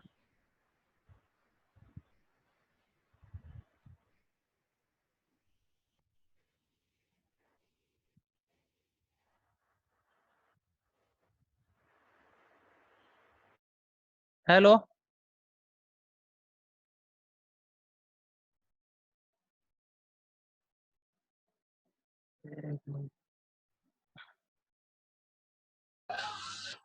अब आ रही है सर आपके पास? आ रही है। हाँ, सेटअप इंस्टॉल होने के बाद ये आपके पास ऐसे विंडो खुल जाएगी अपने आप। इसको हम एक मिनट रुको, डेस्कटॉप पे भी आइकन आ गया होगा हमारे पास, ये रहा डेस्कटॉप पे आइकन आ गया। इसको राइट क्लिक करूंगा क्योंकि मेरे पास सीरियल की है इसकी, मैंने इसकी सब्सक्रिप्शन ले रखी है, तो मैं राइट क्लिक करके रन एज एडमिनिस्ट्रेटर चलाऊंगा पहले। इसको मैं अपना एजुकेशन वर्क, नॉर्मली में एजुकेशन चलेगा आपका, अगर आपके पास नहीं है परचेज, मेरे पास परचेज है तो मैं इसमें अपना ईमेल आईडी और पासवर्ड डाल दूंगा तो रेगुलर वर्जन चालू हो जाएगा मेरा। आपके पास तो मल्टी यूजर होगा ना? हाँ, मल्टी यूजर है मेरे पास। मेरे पास जैसे सिंगल यूजर है, वो तो एक ही लैपटॉप में चलेगा, हाँ जी, दूसरे देखो, लैपटॉप में नहीं चलेगा वो। हाँ जी देखो, मैंने पहले एक्टिवेट एक्टिवेट उस केस में क्या करते हैं जिसमें नया लाइसेंस लिया हो जिसने, ठीक है, मेरा रीएक्टिवेट है, ठीक है जी। रीएक्टिवेट मतलब मैंने पहले से ले रखा है। ठीक है।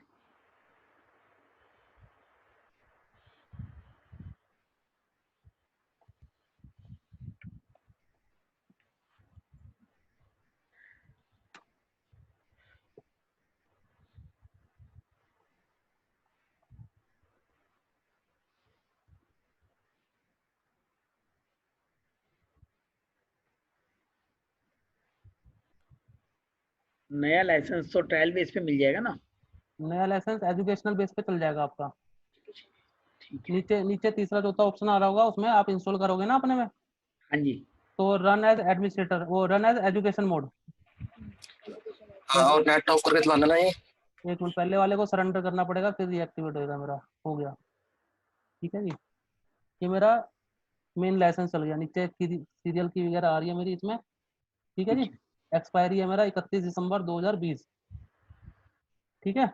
ठीक है जी। हाँ जी, अब ये हमारा क्या कहते हैं इसे, डैशबोर्ड है ये टैली का, गेटवे ऑफ टैली, ठीक है जी। अभी कोई कंपनी नहीं है इसमें मेरे पास, ना मैंने सिलेक्ट करी हुई कोई भी कंपनी, ठीक है। अभी तो ये मैंने डाटा टैली को हमने सॉफ्टवेयर हमने डाउनलोड करा, कहाँ से डाउनलोड करा, टैली की साइट से डाउनलोड करा, और कहीं से हमें डाउनलोड नहीं करना है क्योंकि वो ट्रस्टेड नहीं है, हो सकता है सेव ना हो, कोई वायरस वगैरह आ जाए उससे, ठीक है। मेन टैली की साइट से हमने सॉफ्टवेयर डाउनलोड करा, इसे मैं बैक आ रहा हूँ बाहर। अब इसमें हमें सेकंड क्या चीज़ करनी है, हमें how to change data directory. Data directory मतलब कहाँ पे हमें डाटा को सेव करना है। सेव, मैं डाटा को अपने डाटा को सी ड्राइव में सेव नहीं करूंगा मैं किसी भी, ठीक है। सी ड्राइव में सेव इसलिए नहीं करूंगा, कल को हो सकता है मेरा सिस्टम फॉर्मेट हो जाए या कोई वायरस वगैरह आ जाए जिससे मेरा करप्ट हो जाए सिस्टम, तो मेरी वो फाइलें उड़े ना, क्योंकि बड़ी दिक्कत हो जाएगी जब मेरा डाटा सेव करा, बनाया बनाया बना बनाया सारा उड़ जाए एकदम से, अकाउंटेंट को दोबारा डबल मेहनत करनी पड़ेगी फिर उसके लिए, या आपको डबल मेहनत करनी पड़ेगी। इससे अच्छा है कि मैं उस डाटा को सी ड्राइव में ना रखूँ, किसी और अलग से ड्राइव में रखूँ, क्योंकि जब भी कोई वायरस आएगा, कोई फॉर्मेट होएगा, तो मेरा डाटा जो है उड़ जाएगा सी ड्राइव वाला। ठीक है जी। अब डाटा डायरेक्टरी चेंज करने के लिए मेरे को, मैंने राइट क्लिक करा टैली सॉफ्टवेयर पे, प्रॉपर्टीज में गया, ओपन फाइल लोकेशन, जहाँ पे मेरा ये डाटा पड़ा हुआ है टैली का, उसमें एक फाइल है मेरे पास, ओपन फाइल कर लिया हमने, वर्ड फाइल है इसमें, टेक्स्ट फाइल, ये टेक्स्ट डॉक्यूमेंट, ये रहा लास्ट वाला, TDL फंक्शन,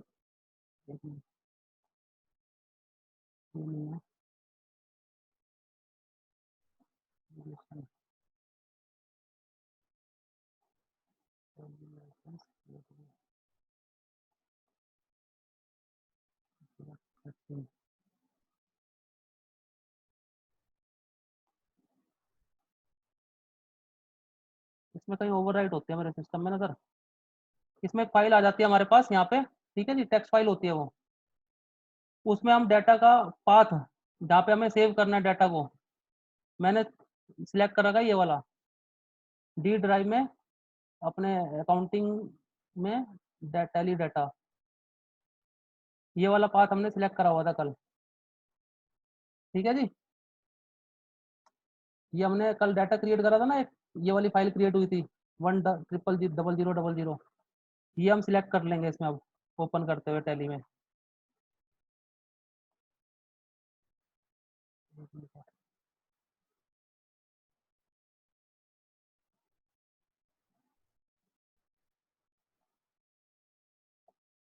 ये हमें हर बार चूज करनी पड़ेगी फाइल कहाँ पे हमारा डाटा सेव है, क्योंकि हमें उसी में एंट्री करनी है। सिलेक्ट कंपनी, सिलेक्ट कंपनी के बाद इसको नीचे कर लो थोड़ा सा, यहाँ पे क्लिक करा हमने एक बार, इसको फिर बैक स्पेस दबाया ऊपर आने के लिए, ऊपर आने के लिए हमने बैक स्पेस दबाया, वहां से पाथ कॉपी कर रखा हमने डी ड्राइव का, इधर पेस्ट करने के लिए ऑल्ट कंट्रोल वी, टैली में कुछ भी पेस्ट करने के लिए कमांड लिख लो अपने पास कॉपी में, ऑल्ट कंट्रोल वी, नहीं तो नॉर्मल कमांड जो होती है हमारी कॉपी पेस्ट की, कंट्रोल सी कंट्रोल वी होती है, इसमें ऑल्ट के साथ होता है ऑल्ट कंट्रोल वी, पेस्ट करने के लिए। ठीक है जी, एंटर करा हमने, ये अग्रवाल एंड कंपनी हमने कल बनाई थी, उसको एंटर करा, ये खुल गई इसमें। ठीक है जी। अब एक बार कल वाला हम दोबारा काम रिपीट करते हैं, वो कि क्रिएट कैसे करनी है हमें company, how to create company on Tally ERP 9। एक नई कंपनी क्रिएट करते हैं, सिलेक्ट नहीं करनी हमने कोई भी कंपनी, क्रिएट करनी है, क्रिएट कंपनी, डाटा डायरेक्टरी, ये सी ड्राइव बाय डिफॉल्ट दिखाएगा, हमें हमें हमेशा चेंज करनी होगी ये, हमें डाटा को कहाँ पे रखना है, डी ड्राइव में, वो कॉपी करा हुआ था हमने यहाँ पे पेस्ट कर दिया डी ड्राइव में, बेसिक अकाउंटिंग वाले फोल्डर में, टैली डाटा डाटा। ठीक है जी। यहाँ पे अपनी कंपनी का नाम रखा हमने, कंपनी का नाम जिसका भी जो है वो रखेगा, मंगला एंड एसोसिएट्स रख देते हैं, Mangla and associates, by default mailing name में भी यही आ जाएगा। एड्रेस क्या है इसका, M64 आर्य समाज रोड,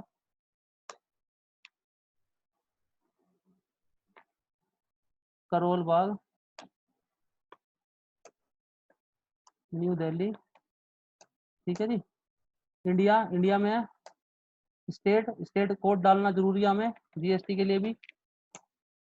ठीक है जी। पिन कोड डाला हमने, जो भी होगा उधर का, ऐसे ही डाल दिया मैंने। फ़ोन नंबर डाला, फ़ोन नंबर है अगर तो उसके पास, 011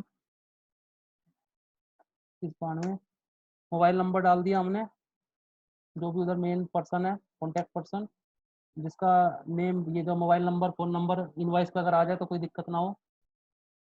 फैक्स नंबर अगर है तो वो डाल देंगे हम। ईमेल आईडी डाली हमने, info@mangla.com। ठीक है जी। वेबसाइट अगर है उसकी, वेबसाइट भी है जी, www डॉट, ठीक है जी। इसके बाद ये सेकंड साइड आ गया, financial year begins from, financial year हमारा बिगिन कब से होता है, 12 महीने का फाइनेंशियल ईयर होता है, 1 अप्रैल 19 से 31, 1 अप्रैल 19, ठीक है, एंड नहीं मांगता इसमें। Financial year begins from 1 April 19, books begins from, हो सकता है मैंने जीएसटी नंबर या हमारी जो है फर्म स्टार्ट हुई है अक्टूबर में, अगस्त में, जब भी हुई है, हमारी फर्म स्टार्ट हुई है 10 अक्टूबर 2019, तो हमने बुक्स बिगिनिंग फ्रॉम 10 अक्टूबर से रखी। कोई पासवर्ड रखना हमें अपने डाटा के लिए, सिक्योरिटी के लिए, तो हम पासवर्ड रख सकते हैं इसमें, और पासवर्ड केयरफुली रखना, याद रखना उसे, क्योंकि ये भूल गए तो डाटा भी खत्म हमारा, ठीक है। अभी हम फिलहाल नहीं रख रहे, ये भी सिक्योरिटी कंट्रोल के लिए है, use security control enable CSS feature, इसमें अगर यस करते हैं तो हमारी फाइल का नेम भी हाइड करेगा इसमें। अभी हम कुछ नहीं रख रहे इसमें। बेस करेंसी सिंबल, हमारे इंडिया में रुपीस का सिंबल है आर, र, रू, ठीक है। फॉर्मल नेम INR होता है हमारे यहाँ। Suffix symbol to amount, yes, रुपए लगाए हम उसमें, रू लगा आना चाहिए उसमें। Add space between amount and symbol, जैसे कि रुपीज 1000, जैसे कल बताया था, रुपीज और 1000 के बीच में स्पेस होना चाहिए, yes. So amount in million, India में मिलियन का कॉन्सेप्ट नहीं है नॉर्मली, तो नो रखेंगे हम। Number of decimal place, amount हमारा डेसिमल में दो तक रहता है, 20, 100 रुपये 20 पैसे, 20 पैसे 20।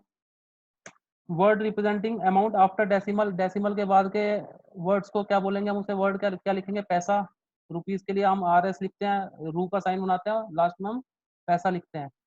Number of decimal place for amount in word, 2 पैसे 2 ही तक लिखना है, सेम, यस कर देंगे। यस मतलब वाई भी दबा सकते हैं हम, और एंटर भी कर सकते हैं। मंगला एंड एसोसिएट्स हमारी क्रिएट हो गई है, ठीक है जी। यहाँ तक किसी को कोई दिक्कत?